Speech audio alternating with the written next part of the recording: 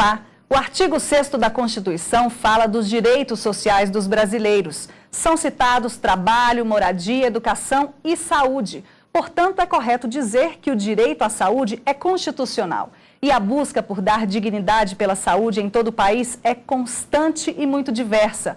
Você acredita, por exemplo, que investir em uma obra é investir em saúde? Sim, se essa obra for saneamento básico, por exemplo. A relação entre o saneamento e a saúde é o assunto do fórum de hoje. Seja bem-vindo. O Instituto Trata Brasil é uma organização da sociedade civil de interesse público formado por empresas que buscam o avanço do saneamento básico no país e fez um documentário de 36 minutos sobre a realidade desse setor no Brasil.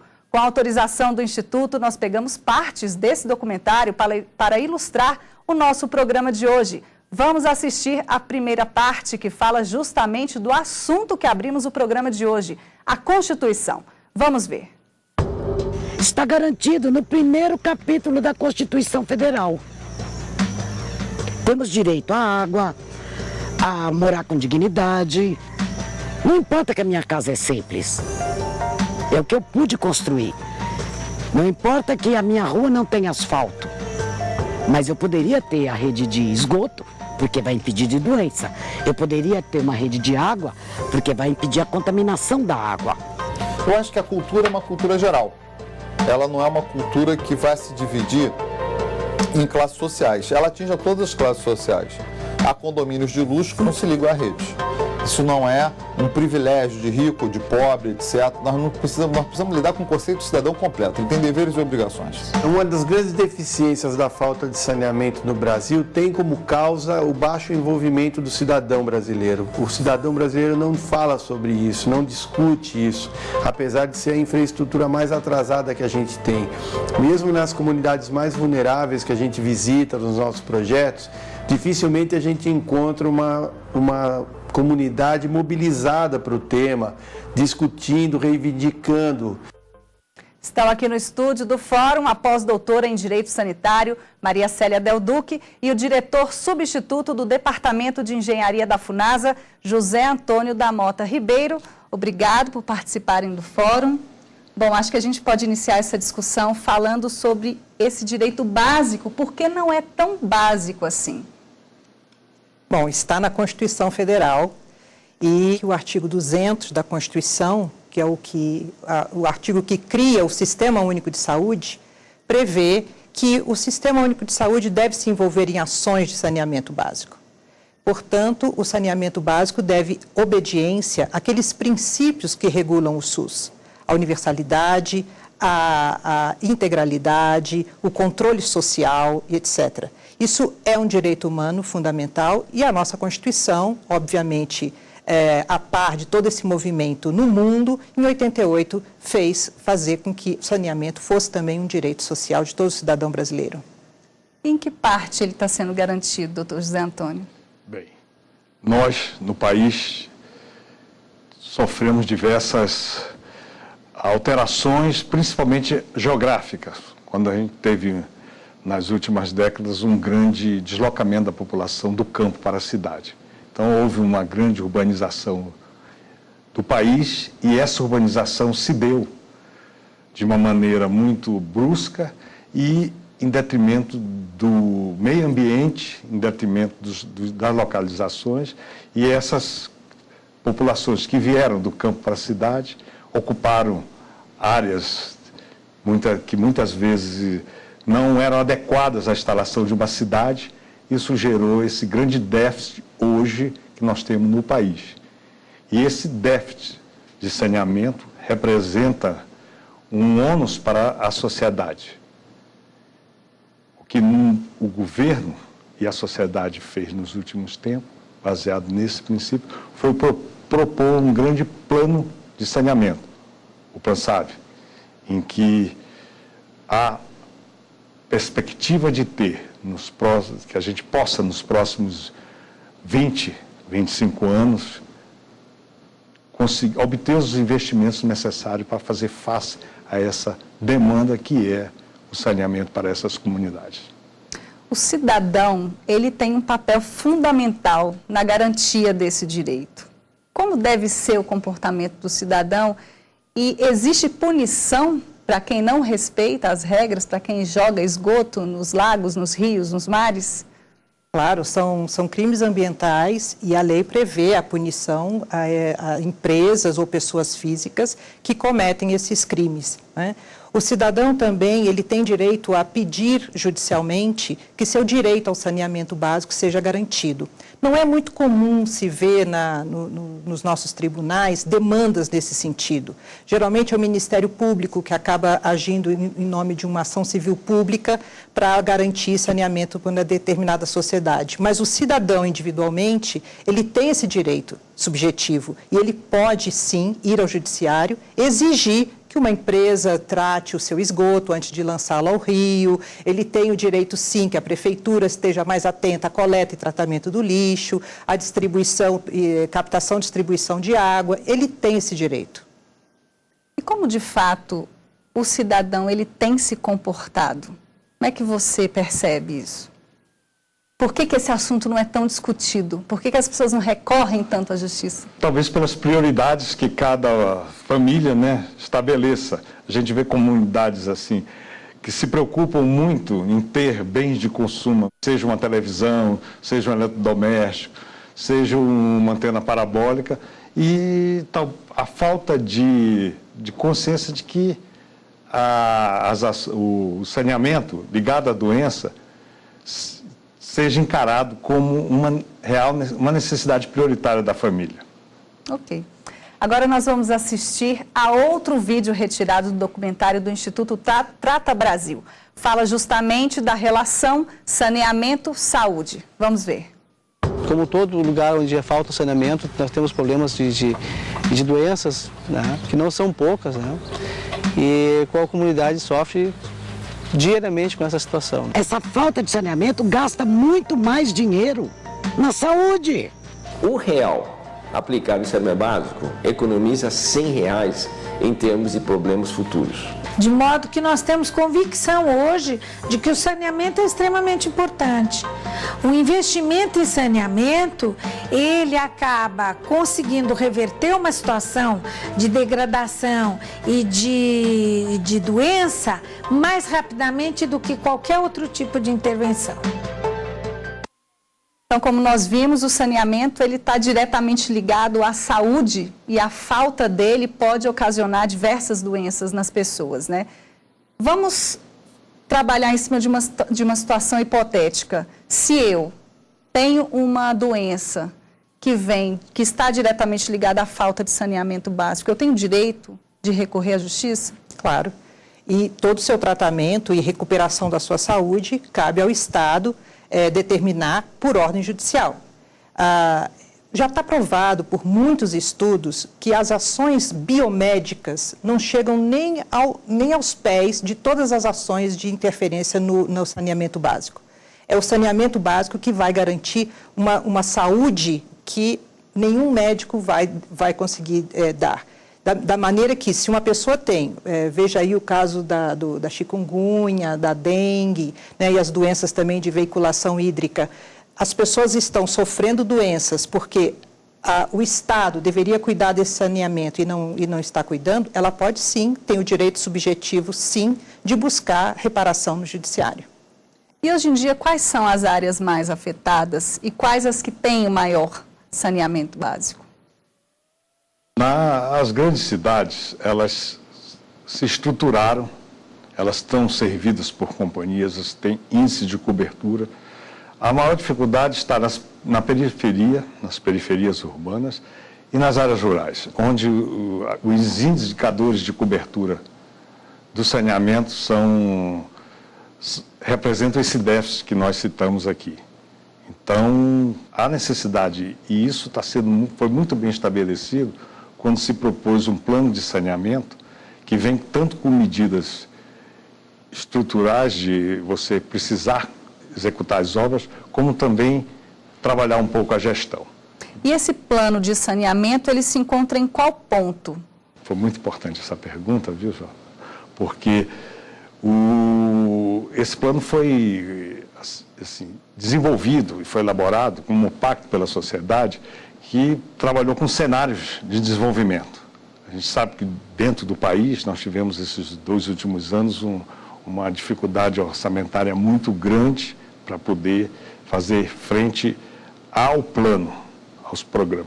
Mas ele trata a questão, ele propõe uma solução para você priorizar ações dentro que venham garantir o acesso à água da população. E nós, muito preocupados com as áreas rurais, foi proposto um programa diretamente voltado para essas populações, em que a gente possa desenvolver não só obras, mas também contar com a comunidade, que elas possam participar com o controle social, apoiando essas ações e mantendo as obras em funcionamento. Ok. Daqui a pouquinho a gente vai falar sobre investimento, sobre aonde é que está o gargalo de todo esse sistema, porque agora o Fórum faz uma pequena pausa e volta daqui a pouquinho. Espera aí.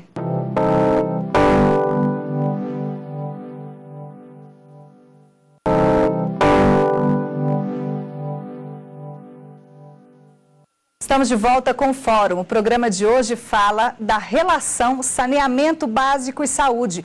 Vamos assistir a mais um vídeo retirado do documentário do Instituto Trata Brasil. Pode rodar.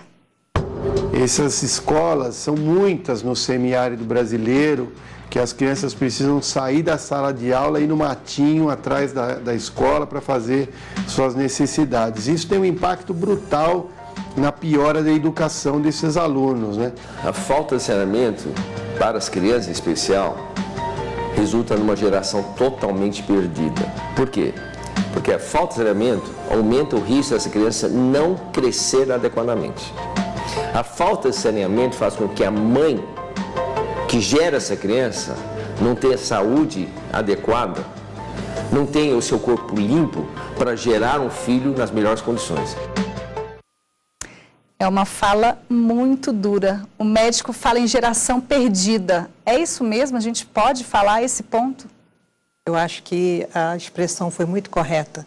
É uma geração perdida. Porque a falta de saneamento básico traz uma série de doenças para essas crianças que, obviamente, vai afetar o crescimento saudável, o desenvolvimento de uma inteligência, o acesso a conhecimento, educação e etc. Então, é uma geração perdida, sim. A palavra foi muito bem aplicada. Bom, vamos aproveitar, então, essa fala para a gente falar de investimento, né? O que acontece? É falta de investimento, é falta de interesse, é falta de política pública? Não, eu não diria assim, desse modo, falta de políticas públicas. Mas a preocupação com o investimento é muito grande. A gente sabe que num cenário de economia, em que você precisa rever determinadas despesas, cortar dinheiro desta área é preocupante. O que nós observamos recentemente foi, na regulamentação da despesa da saúde, deixar de fora ações de saneamento importantes. A Lei Complementar 141, que regulamentou o artigo 29 da Constituição, que fala que estabelece o gasto mínimo que o Estado tem que ter com saúde, deixou de fora os investimentos de saneamento para água e esgoto, ficando só considerar despesas para saneamento rural, comunidades quilombolas e aldeias indígenas, como também o saneamento na área rural. Bom, e sem esse investimento, como é que ficam 400 mil crianças só no semiárido brasileiro sem banheiro nas escolas, por exemplo? Outro tema que nós estamos em déficit no Brasil é desenvolver o controle social no saneamento básico. Na saúde, nós temos conselhos de saúde nos mais de 5 mil municípios brasileiros, mas nós deveríamos ter também conselhos de saúde para o saneamento básico, onde a população, o usuário, discuta as políticas públicas, faça a fiscalização dos investimentos, cobre dos seus governantes. E esse controle social, isso nunca aconteceu. Nós estamos em um déficit enorme desse controle social no saneamento. Bom, e aproveitando do gancho investimento, a gente pode falar de privatização. que aconteceu recentemente no Rio de Janeiro, é uma tendência? Como é que vocês enxergam a privatização? É uma parte muito polêmica, porque pelo sabe que os indicadores de necessidade de investimento estabeleceram valores que chegam até mais de R$500 trilhão sendo necessário para investimento. Isso faz com que haja uma necessidade de recursos. Só que, não sei se a iniciativa privada, né, vai ter esse recurso para investir, ela vai buscar nos órgãos, no poder público esse investimento. Isso é um fato preocupante. Por outro lado, nós não temos uma grande cultura da regulação. É preciso que a gente possa, para poder trabalhar essa questão, talvez podemos ouvir a doutora Maria Célia, que possa falar um pouco sobre essa questão da necessidade de regulação do país, para que a gente possa, de fato, ter uma segurança quando entregarmos à iniciativa privada um setor tão delicado quanto esse do saneamento. A senhora encara como um caminho a privatização? Bom, vem sendo uma opção, né, dos governos, especialmente dos governos estaduais que estão em situação de crise financeira, né? Eles têm que privatizar essas empresas. Mas é preciso que, se houver uma privatização, haver uma regulação e fiscalização muito forte por parte do Estado. Então, agências reguladoras bem formadas, com competência para fiscalizar a atuação dessas empresas que vão ser privatizadas, é extremamente necessário. E mais, eu diria mais, que os indicadores de saúde fizessem parte do rol de indicadores que prevêem eficiência ou não dessas empresas. Porque até hoje nunca se levou em conta que os indicadores de saúde para avaliar uma empresa de saneamento. Eu acho que ela deveria. E se for privatizada, com muito mais razão, isso deveria acontecer.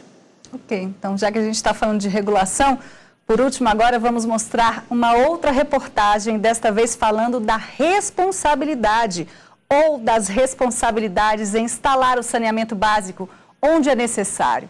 Vamos assistir. Nós estamos no século XIX ainda em saneamento básico. Nós precisamos passar para o século XX para depois passar para o século XXI. Nós já temos mais internet nas escolas do que coleta de esgoto. A internet é novíssima. O esgoto é desde que o mundo é mundo. Não investir é uma burrice histórica. É um crime que se comete contra a civilização brasileira. O saneamento não é responsabilidade dos governantes, é também dos governantes, mas é responsabilidade de todos nós. É responsabilidade das pessoas que estão nas suas casas. Eu acho que o baluarte mais importante da defesa da cidadania são as pessoas. É uma vergonha nós transferirmos para próximas gerações um local como esse, o cartão postal do turismo brasileiro do Rio de Janeiro, com águas contaminadas, sujas.